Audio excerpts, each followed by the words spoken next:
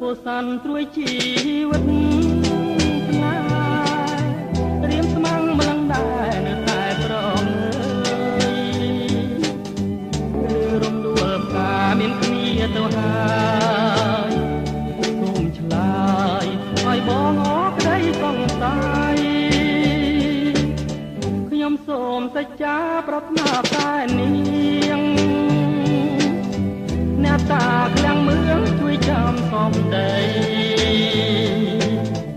គ្រប់ជាតិតទៅនៅតែអាឡ័យហ៊ានខ្សាយបើមិនបានស្រីជាគូ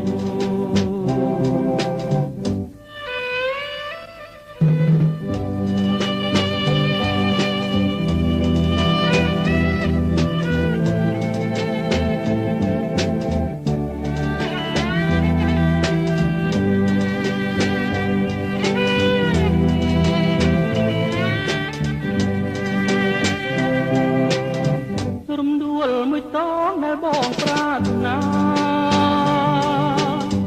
តាំងចិត្តរចនាឈ្មោះកាទុំណាក្នុងបែដងបងមិនដែលភ្លេចឡើយការហើយបងស្នេហ៍តែរំដួលមួយ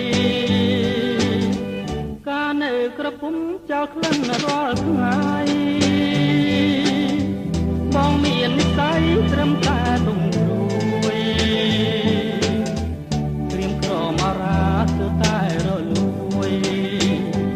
រួងរំដួលមួយមិនព្រមឆ្លងឆ្លើ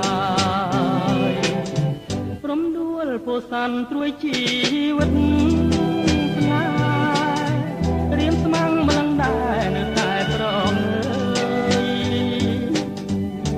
រំដួលផ្កាមានគ្នាទៅហើ